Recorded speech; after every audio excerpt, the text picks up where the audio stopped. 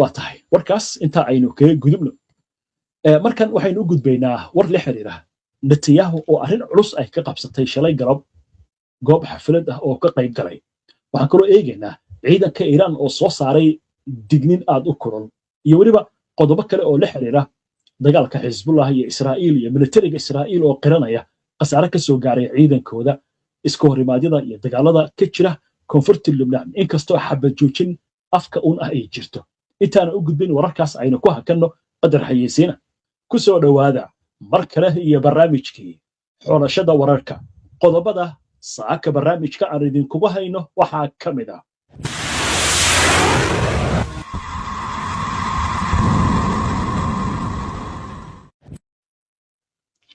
ciidamada ilaalada kacaanka islaamiga ee Iiraan oo soo saaray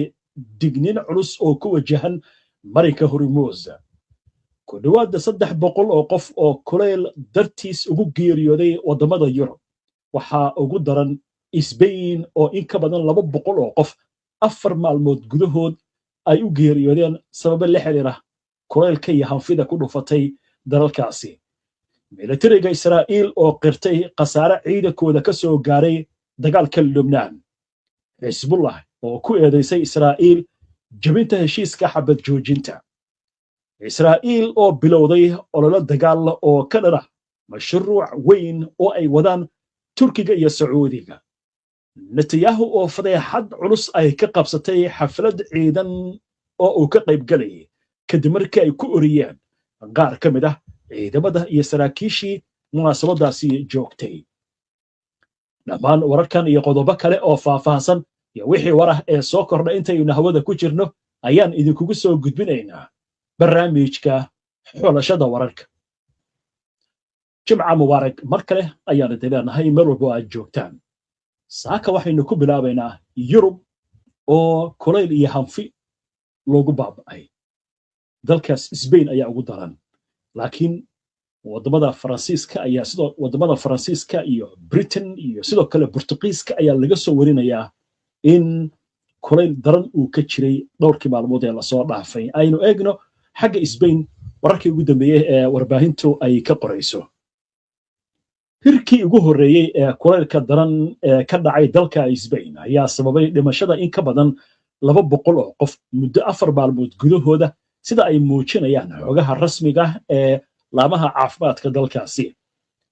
nidaamka la socodka dhimashada ee jaamacadda Carloska saddexaad ee Madrid ayaa waxa ay sheegaysaa in intii u dhaxaysay Axaddii iyo Arbacadii ay dhinteen 212 qof kuwaasi oo geeridooda lala xiriiriyay heer kulka aadka u sarreeya oo meel badan ka gaaray 45 darajo Arbacadii ayaa noqotay maalintii ugu dhimashada badnayd iyadoo la diiwaan geliyay 95 qof Talaadadii waxa la xaqiijiyay 22 dhimasho Isniintii 38 halka Axaddii tirada geeridu ay ahayd 13 qof hay'adda saadaasha hawada Spain ayaa sheegtay in hirkan kuleylka uu Khamiistii shalay ahayd oo ka dhamaaday dalka iyadoo Talaadadii iyo Arbacadii ay noqdeen maalmihii ugu kululaa sanadkan iyo waliba markii la diiwaan geliyay cimilada 1950kii hirkan kuleylka ayaa sidoo kale saameeyay dalal kale oo Yurub ah dalka Faransiiska waxaa la soo sheegay ugu yaraan 48 qof kuwaasi oo geeriyooday intooda badan laakiin waxa la xaqiijiyay inay ku qarraqmeen iyagoo isku dayaya inay isku qaboojiyaan biyaha balliyada iyo webiyada Talyaaniga ayaa isna laga diiwaan geliyay ugu yaraan 5 dhimasho ah oo la xiriirtay heerkulka daran halka Ingiriiska iyo Portugiisku ay la tacaalayaan heerkulka rikoor jabiyay iyo digniin caafimaad inkastoo weli aan la shaacin tiro rasmi ah oo dhimasho ah waa hagaag warkaas halkaas aynu kaga gudubno markan waxaynu eegaynaa Israa'iil oo la sheegayo inay ku bilowday dagaal mashruuc weyn oo ay wadaan wadamada Sacuudiga iyo Turkiga arrintan ayaa si weyn waxa uga hadlaysa warbaahinta Israa'iil iyo tan gobolka bariga dhexe ka faaloota xukuumadda midigta fog ee Israa'iil ayaa si qarsoodi ah u bilowday olole adag oo aan kala joogsi lahayn oo lagu carqaladeynayo mashruuca istiraatiijiyadeed ee weyn ee dhawaan ay ku heshiiyeen turkiga iyo sacuudiga ee ah qatareen oo isku xiraya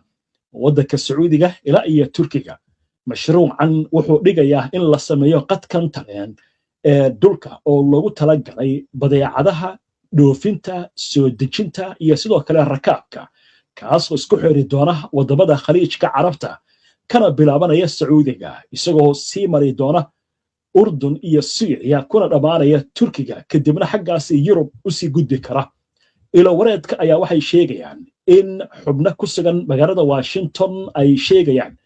in madaxda xukuumadda midigta fog ee israa'iil ay bilaabeen xiriiro ballaaran oo ay la samaynayaan la taliyaasha maamulka trump si loogu qasbo in faragelin ay ku sameeyaan mashruucan weyn ee sacuudiga iyo turkiga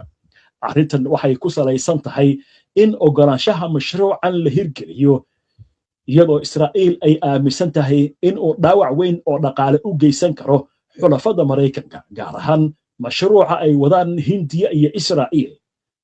masraxa siyaasadda ee israa'iil ayaa muujinaya cabsi laga qabo in mashruucan uu horseedi karo isbahaysi dhex mara dalal awood leh oo sunniya kuna dhisan baahi dhaqaale sida israa'iiliintu ay qabaan haddii arrintan ay dhacdo waxay wiiqi doontaa awoodda iyo jiritaanka dowladdooda waxayna sababi kartaa in dekedda xayfa ee israa'iil dhankeeda waqooyi ku taal ay shaqadeeda joogsato isla markaasna ay saamayn taban ku yeelato marinada badda iyo dhulka soo dhowaada markana daawadayaal weli waxaad la socotaan barnaamijkii xulashada wararka oo subaxnimadan jimcaha toos idinkaga imaanaya istuudiyaha iyaga koowaad barnaamijyadeena waxaad kala socon kartaan bogagga bulshada ee internetka sida youtube facebook twitter ama x iyo telegram warbixino qoraal ah warar faclooyin iyo macluumaadyo kale waxaad ka heli kartaan barta internetka aynu ku leenahay ee www.hbnonlinetv.com ku xirna hbn oo ka dhigo wehelkaaga wararka hayaag waxaan u gudbaynaa haatan war la xiriira xagga xiisadda marayka hormuus oo soo laba kaclaysay ee maraykanku uu horay u soo jeediyey in la sameeyo kuwaasi oo qayb ah ka yihiin hindiya iyo istaga imaaraadka carabta baaxadda ololaha ayaa israa'iiliintu ka wadaan gudaha xisbiga jamhuuriga iyo koongareeska maraykanka kuwaasi oo ka dhan ah mashruucan waxaana la sheegayaa in toddobaadkii lasoo dhaafay arrintaasi ay noqotay mid si weyn loo karkarinayo iyadoo lagu salaynayo arrimahani ayaa waxaa la sheegayaa in farrimo iimayl ah loo kala diray xubnaha aqalka koongareeska waxaana la diiwaan geliyey qiyaastii 11 iimayl oo si gaar ah loogu qoray xubnaha koongareeska waxaana digni laga bixiyey mashruucan in lagu tilmaami karo tiirka sunniga oo wiiqi kara israa'iil isla markaasna waa si hadalka loo dhigay saamayn taban ku yeelan kara danaha maraykanka ee bariga dhexe xiriirada la sameeyey ayaa u arka tillaabada turkiga iyo sacuudiga mid aad u colaad badan waxaana xitaa ay ku doodayaan israa'iiliinta in arrintan ay halis gelin karto mabda'a fikradda heshiiska abraham kaas oo madaxweynaha maraykanku donald trump marar badan uu ka hadlay mashruucan ayaa walaac xooggan ku abuuray israa'iiliyiinta iyadoo warbaahintuna ay si weyn u qaadaa dhigayso waxaana la sheegayaa in tani ay noqon karto heshiis ballaaran oo dhaawici kara israa'iil halka marka sidaad ku aragtaan qariiradda istanbul ayuu ka soo bilaabanayaa qadkan tareen kadibna wuxuu ka soo gudbayaa waddanka syria wuxuu imaanayaa magaalada dimashq ee caasimadda ah kadib wuu soo soconayaa wuxuu imaanayaa ammaan oo ah jordan kadibna wuu soo soconayaa sacuudiga ayuu soo mari doonaa madiina iyo maka magaalooyinka barakaysan ayuu haddana isku mari doonaa arrinta marka waxaa la sheegayaa inay tahay arrin muhiim ah xitaa qorshaha waxaa ku jirta in qadkan loo sameeyo inuu mari karo israa'iil oo xitaa qariiradda sida lagu soo bandhigay magaalooyinka xayfa iyo magaalooyin kale ku yaalla bartamaha israa'iil ayaa waxaa leeyahay waa ka faa'iidaysan karaan ganacsi ahaan arrintan marka waxaa lagu sheegay inay tahay turkiga iyo sacuudiga inaysan ka dhigayn arrintan arrin ayaga u gaara laakiin ay ka dhigayaan arrin gobolka oo dhan dan u ah laakiin waxaa leeyahay sida israa'iiliintu ay qabaan arrintan waa arrin halis ah isla markaasna danaha weyn ee gobolkan ay ka wadaan israa'iil iyo maraykanka imaaraadka carabta iyo hindiya in qorshahan uu dhaawacayo waayo waxaa jira qorshe ah in hindiya intii laga soo bilaabo qatareen uu yimaado imaaraadka carabta markii hore qorshe wuxuu ahaa sacuudiga in la soo mariyo ilaa iyo jordan ilaa iyo israa'iil kadibna sidaas uu ku galo dhanka badda mediterraneanka laakiin arrintii sacuudigii baa ka baxay marka sacuudiga marka meel halbowle ah buu ku yaallaa wuxuu u dhexeeyaa dhankanna waa badda cas dhankanna waa gacankii beershiya ama khaliijka marka wax walba oo wadiiqa wadda ah haddii la samaynayo waa inuu soo maraa marka sacuudiga arrintii marka waxay noqotay arrin si weyn u saamaysay qorshahan israa'iil iyo hindiya ay wataan haddaba ciidanka ilaalada kacaanka islaamiga ee iiraan ayaa soo saaray war weyn oo ku aadan marinka hormuus waxaana ay ka digayaan in maraakiibta isticmaalaysa marinkaasi aysan ka bixin marinada iiraan ay u astaysay iyagoo sheegaya in tillaabadani ay tahay mid khatar ah isla markaasna mamnuuc ah ciidamada IRGC ayaa sidoo kale waxay sheegeen in marin kasta oo dhinacyo kale ay ku dhawaaqaan iyagoo aan la tashan iiraan si looga gudbo marinka hormuus uu yahay mid aan la aqbali karin isla markaasna halis gelinaya ammaanka maraakiibta dhinaca kale hay-adda ganacsiga badaha ee laga leeyahay Britain ayaa waxa ay sheegtay in gantaal lagu dhuftay markab ku sugnaa xeebaha saldanada Cumaan wararka xagga Xisbullah iyo Israa'iil haddii aynu eegno ururka Xisbullah ayaa ku eedeeyay Israa'iil inay mar kale si ula kac ah u beegsatay dad rayid ah isla markaasna ay jebisay heshiiska rasaas joojinta ciidamada Israa'iil ayaa sheegay inay beegsadeen 5 xubnood oo ka tirsan Xisbullah laguna dilay deegaanka Zuteer al-Sharqiya iyagoo ku eedeeyay inay ku soo dhawaadeen fariisin ciidamadu ay lahaayeen laakiin Xisbullah ayaa waxay sheegaysaa in Israa'iil ay beegsatay dad rayid ah waxaana ay sheegeen weerarkan ka dhacay bariga Zuteer in uu yahay xadgudub cad oo ka dhana heshiiska xabadda joojinta waxaana lagu eedeeyay Israa'iil in ay beegsanayso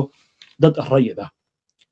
dhanka kale raadiyaha militariga Israa'iil ayaa habeennimadii xalay wuxuu sheegay in dhowr guuto oo ka tirsan ciidamada Israa'iil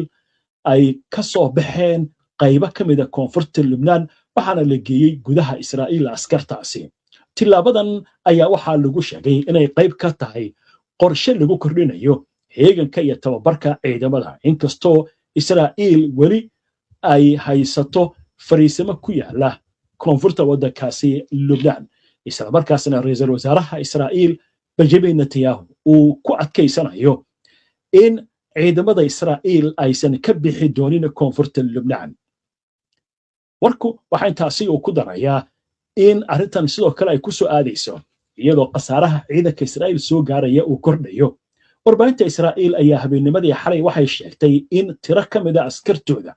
ay ku dhaawacmeen iska horimaadyo ay la galeen dagaalamayaasha Xisbullah iska horimaadyada oo ka dhacay koonfurta Lubnaan wararka ayaa tilmaamaya in iska horimaadka uu dhacay xilli ciidanka Israa'iil howlgalla ay ka wadeen deegaano ku dhow xadka Lubnaan lama shaacin tirada rasmiga ah ee askarta iyo dhaawacooda xaaladiisa ilaa iyo hadda ma jiro war ka soo baxay ciidanka Israa'iil ama Xisbullah oo xaqiijinaya faahfaahinta dhacdadan xiisada ka taagan xadka ayaa sii xoogaysatay toddobaadyadii la soo dhaafay wahagaag markan waxaynu eegaynaa isla wararka Israa'iilta ka bixin Netanyahu oo shalay galab wajigabax ay kala kulmay goob shahaado lagu guddoonsiinayay askar tababar dhammaysatay iyo weliba saraakiil arrintan waxaa ka hadlaysa warbaahinta Israa'iil xalana si weyn ayay u qabsatay sheekadan warbaahinta iyo baraha bulshada ra'iisul wasaaraha Israa'iil Benjamin Netanyahu ayaa shalay galab wuxuu kala kulmay hal ku dhigyo adag xaflad uu ka qayb galay dadkii ku sugnaa waxaana la dalbanayay inuu xilka iskaga dego khudbad halkaasi uu ka jeediyay gaar ahaan goobta oo saraakiil ka tirsan ciidamada ay ku qalanjibinayeen ayaa waxaa la sheegayaa in markiiba qaylo iyo buuq lagu bilaabay markii khudbadiisa uu markaasi isagana uu bilaabay dhacdadan ayaa ku soo beegmaysa iyadoo weli ay sii socdaan dibadbaxyo ka socda magaalooyinka waaweyn ee Israa'iil kuwaasi oo looga soo horjeedo xukuumadda Netanyahu laguna dalbanayo doorashooyin xilligooda ka soo hormara waxaa lagu eedeynayaa Netanyahu in uu ku fashilmay mas'uuliyadda amniga 7 Oktoobar 2023 markaasi oo dagaalamayaasha iska caabinta Falastiiniyiintu ay gudaha Israa'iil galeen wargeyska iyo dacoodka xaranood ee ka soo baxa Israa'iil ayaa waxa uu sheegay in mid ka mid ah dadkii goobta joogay uu ku dhawaaqay gurigaagii aad intii Netanyahu khudbadda uu ku jiray laakiin arrintu waxay noqotay mid ka sii dartay kadib markii dadkii ka qaybgelayay xafladda in badan oo ka mid ah ay sacabiyeen iyagoo taageeraya dhawaaqa ka soo yeeray qofka ee lahaa Netanyahu orod naga tag oo gurigaagii aad intaa kadib waxaa haddana la maqlay dad taageersan Netanyahu oo iyagana ku dhawaaqaya erayo ay ku taageerayaan ra'iisul wasaaraha Israa'iil waxaana la sheegay markaa kadib sacab iyaguna ay isku tumeen intii khudbadiisa uu jeedinayay Netanyahu wuxuu ku dooday in dagaalka Israa'iil ay waddo uu yahay mid aan ka yarayn waa sida uu dhigaya dagaalkii xornimada inkastoo la ogsoon yahay Israa'iil in dhulka Falastiin la dejiyay 1948 kadib kala qaybintii qaramada midoobay golaha ammaanka uu sameeyay dhulkii Falastiiniyiinta laakiin Israa'iiliintu ay u arkaan dagaal xorriyad iyo qori caaradiis ay ku waaga